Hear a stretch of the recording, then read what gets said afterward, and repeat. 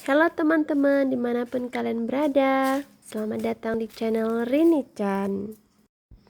Jangan lupa like dan subscribe-nya ya teman-teman, biar aku selalu semangat untuk bikin cerita drama-drama selanjutnya.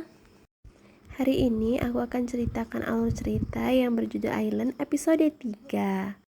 Cerita diawali oleh nenek yang menceritakan tentang Benjule kepada cucunya. Benjule adalah makhluk gaib yang mengabulkan keinginan orang untuk balas dendam. Cucu pun bertanya, apakah menurutmu Benjule itu masih ada? Aku yakin Benjule masih ada sampai sekarang. Cucu itu meyakinkan neneknya. Keesokan harinya, Won Miho memperkenalkan Fan kepada kepala pelayan Jang. Dengan sombongnya, Fan pergi begitu saja tanpa memperdulikan pelayan Jang. Sepertinya pelayan Jang mengenali Fan. Won Minho meminta pelayan Jang untuk memahami Fan karena dia kurang sosial dan berlalu pergi. Saat Won Minho membuka pintu mobil belakang, dia kaget, Fan kok bisa duduk di situ? Dan dengan muka anehnya, akhirnya Won Minho menyetir mobil karena dia tahu Fan berarti tidak bisa menyetir mobil. Sesampainya di tempat sekolah, Won Minho disambut oleh kepala sekolah dengan mimi yang tidak terduga karena di mobil belakang itu adalah Fan, bukan Won Minho. Ya, dengan gaya santannya Fan hanya mengikuti Won Minho untuk pergi ke ruang guru.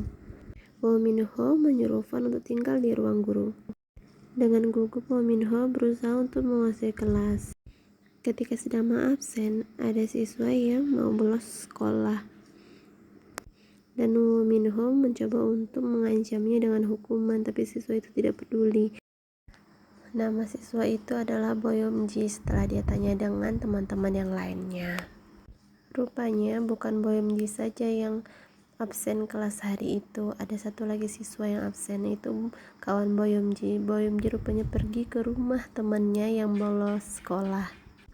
Suryeon nama teman Boyomji. Boyomji sampai ke rumahnya mencoba untuk menghibur Suryeon, tapi Suryeon tetap aja sedih.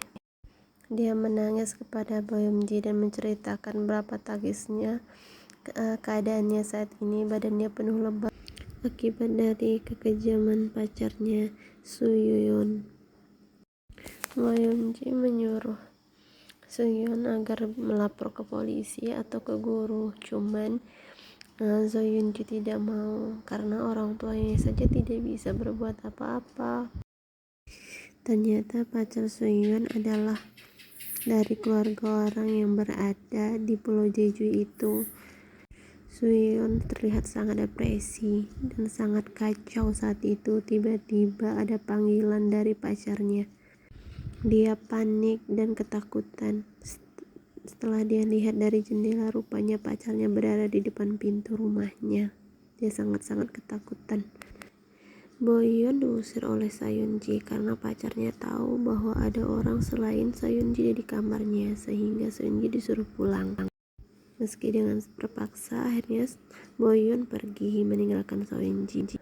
Boyeon pergi ke ruang guru untuk bertemu Bu Won agar bisa mendapatkan pertolongan. Akan tetapi Boyeon tidak mau menolong Boyeon dan temannya. Akhirnya Boyeon menceritakan cara bagaimana bisa balas dendam dengan cara dia memberikan lembaran kertas kepada Soyeonji dari balik pintu dan agar mengadakan ritual untuk memanggil arwah. Lalu Soyeonji pun pergi membeli buahan dan membuat sesajen. Soyeonji memohon dengan sepenuh hati agar balas dendamnya bisa terkabul kepada pohon tua yang dihuni makhluk Benjule. Tidak berlangsung lama, tiba-tiba pisau yang dipegang Fan bergetar dan pohon berangin, lalu lilin-lilin pada mati. Sementara di rumah Ibu Won, terlihat Ibu Won sedang berlatih untuk membanting. Terlihat dia sangat sungguh-sungguh.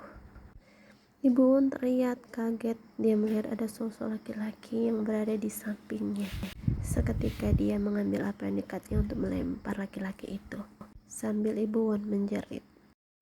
Itu adalah John, pastor yang datang ke rumah Ibu Won untuk menolongnya. Setelah dikenalkan dan dijelaskan oleh kepala pelayan, akhirnya mereka pun berkenalan dan makan bersama. Keesokan harinya, seperti biasa, Van duduk di kursi belakang dan Ibu Won berada sebagai supir. Tiba-tiba John datang masuk ke dalam mobil. Won menggerutu, "Kenapa kau ikut?" "Aku bosan," kata John. Won kesal karena dua laki-laki ini tidak ada yang mau menyetir. Berdua masang wajah pura-pura tidak tahu.